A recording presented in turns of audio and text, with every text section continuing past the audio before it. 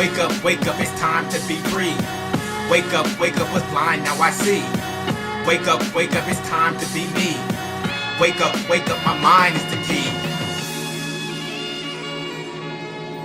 Wake up, it's time to be me. Wake up, my mind is the key.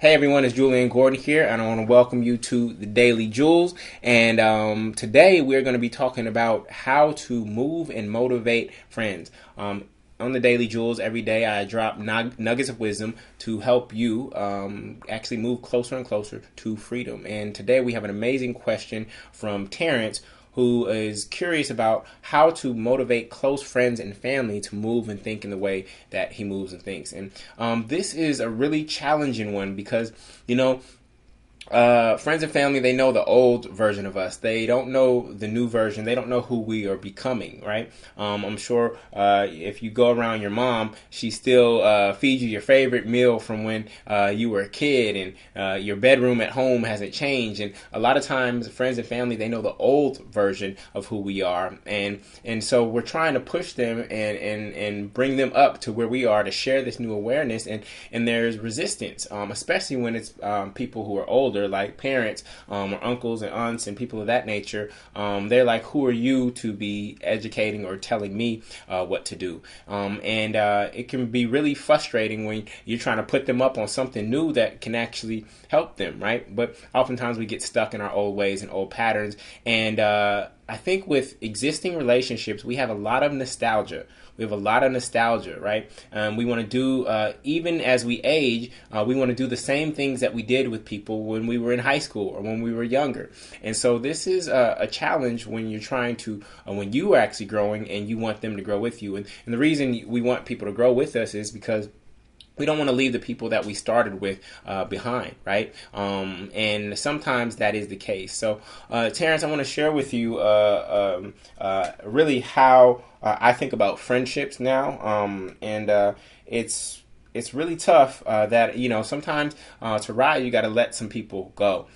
So the way I frame that is this notion of social versus successful friends.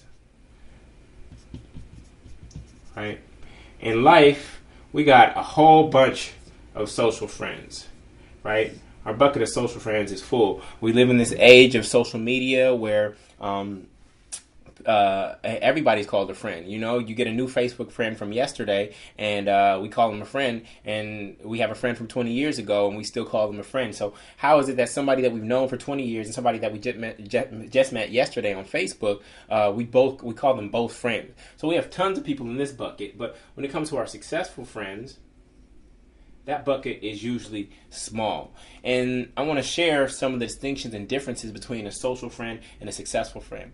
So a social friend, they will take you out to a party. They'll take you out to a party. Old school music, right? They'll take you out to a party. And that's cool, right? You don't want to cut social friends out of your life. You want to know where the party's at. I want you to have a great and amazing social life, right? But your successful friends are people who take you out of your comfort zone. Here's your comfort zone, and your successful friends, they're the ones who push you out of your comfort zone. They're the ones who push you to grow, right? To go to that next level. They're like, yo, you got to be up on this game. I've read 3 books this month. How many you read, right? You didn't work out this morning? What's up with that, right? And so this is the biggest distinction, is knowing the difference between social and successful friends. But there's other distinctions that I'm going to guide you through in just a second. The next one is really that social friends, they keep it PC, right? Politically correct, and you have very low-level convo. Very low-level convo. It's always about sports. It's about guys. It's about girls. It's about what's happening with the Trump administration. It's about what's happening in just the news and media, right? It's very low-level conversations, and usually you might find some laughter there and some joking, but even the conversations are really low-level. Your social friends, your successful friends, they keep it 100. They keep it 100, and the conversations are high level, right? They're challenging you. They're asking you questions about freedom. They're asking you why you haven't left that job yet. They're asking you what's up with your business. They're asking you how is your health. They're asking you about your relationship, right? They're pointing out your patterns, good and bad, right? They're affirming you and they're calling you out on your BS, right? So this is social friends versus successful friends. The other thing about social friends is that oftentimes they become your friend by convenience, right? So you live down the hall from each other, right? You live around the block, you work together, things of that nature. And it's okay to meet somebody based on convenience, but what tends to happen is the moment that the relationship becomes inconvenient, right? The moment the relationship becomes inconvenient, they stop connecting with you. There's less text messages, there's less calls. And by inconvenient, I mean you move 30 minutes away, right? You're no longer as close. You no longer work at the same company, right? Or you ask them to move. You ask them to move and help you move, and all of a sudden they're not answering the phone, right? Because that's not convenient, helping somebody move some heavy furniture all weekend, right? Your successful friends, they're there based on choice and commitment. For whatever reason, this individual has actually just committed to your long-term success. They want to see you win every single day. It's not just a convenient thing, right? Not just you had a car and so they would hop in or you were roommates. No, they are there based on choice and commitment. And one of the real ways to find out if somebody's a social friend or successful friend is actually to invite them to do something inconvenient together. Like let's go on a road trip, right? Or let's go camping, right? That's not convenient.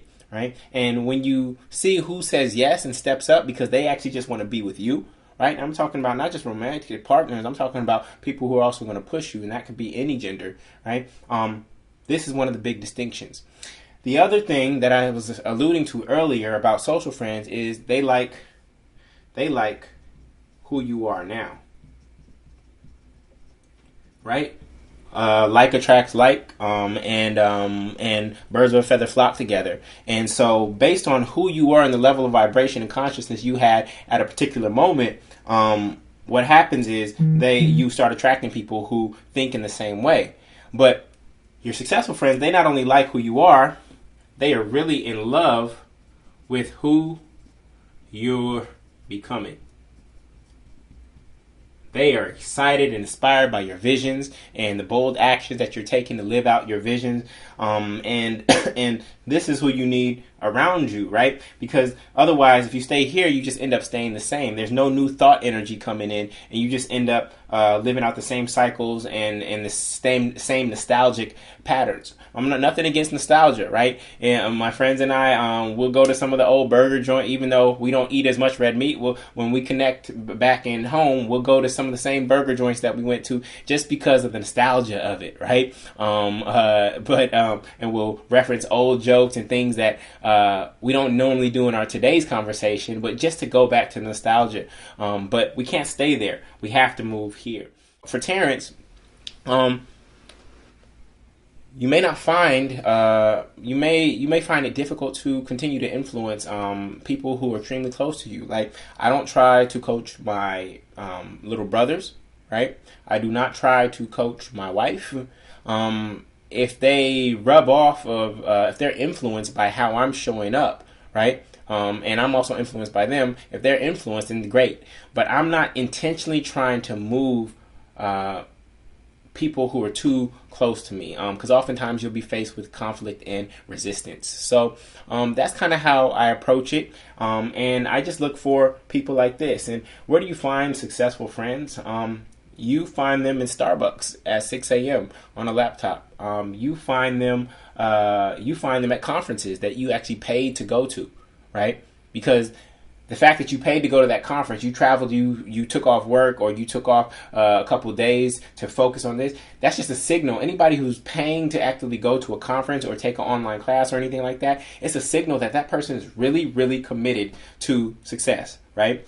To their success. And so these are the kind of people that you want to be around. Don't just go to a conference or event like that and not connect with anybody, because you take all this new information and knowledge, and then you're trying to bring that back to people who think in the old way, right? And it's really hard. There's a spiritual scripture that says you can't pour new wine into old wineskins. You can't pour new wine into old wineskins.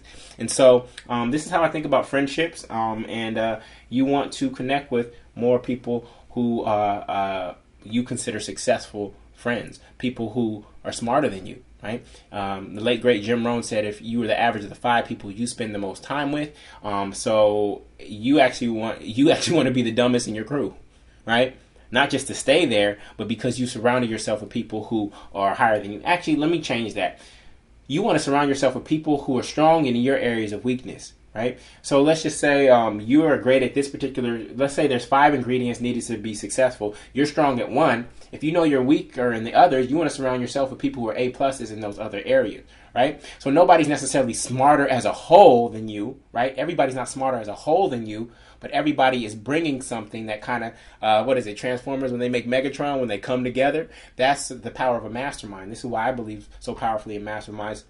This is why I built masterminds.org. This is why my last TED Talk was on masterminds, because I really believe in the power of surrounding yourself with people who are greater and smarter than you in specific areas. Every success story in the world involves other people. And so, Terrence, this is how I would approach it. I wouldn't intentionally try to influence those people. If they rub off on your influence, right, then that's great. Just be who you are. And some people are going to say, hey, Terrence is doing some amazing things. I actually want to learn from him, right? And once that curiosity sparks, then you have an open door. But don't just try to go take all this knowledge that you're acquiring from here right now, or books or conferences, events, courses, etc. Don't try to take that and just pour it on to other people, because they're just not ready to receive it. All right. So that is the Daily Jewel for this segment. I hope that blesses you. I hope everyone benefits from that. Look in your cell phone and ask, how many social friends do I have, and how many successful friends do I have? And if you don't have any successful friends, you got to go find some. And if you do have some successful friends, people who inspire you, who you know are not flaky, who have integrity, I encourage you to schedule a lunch with them, or a call, or find a way to connect with them ASAP, and then continue to do that even more and more. All right? Cool. Peace. Terrence, I hope that was beneficial, brother. Let me know in the chat. Again, please share this. We are live for 7 hours, 6.5 hours now, taking questions about freedom, any questions you have about freedom, and just giving you my knowledge, allowing you to pick my brain. This is also a fundraiser for build.org. So it's like a PBS special. It's a fundraiser for build.org. We are seeking to raise $15,000. We are already at $5,169. We're already at 34%. And I'm literally trying to manifest $10,000 in one day. So the only way that we can do that is if, one, you contribute. Anytime I drop a Daily Jewel, if you find it valuable, I'm really asking that you contribute. I'm here for the kids. I've seen these PBS specials. They raise tons of money by giving first. I always believe in giving before asking. And so I'm here giving everything that I possibly know about moving your life towards freedom, having more degrees of freedom. And so, as you can see, what we just did with Terrence and addressing his question around how to motivate friends and family, I hope this was beneficial. And if it was, please consider contributing to build.org. The links are below on Facebook. So, with that, I am coming back. Yeah, Terrence, what's up? Shout out to the Freedom Family. So, let me see. John Mace.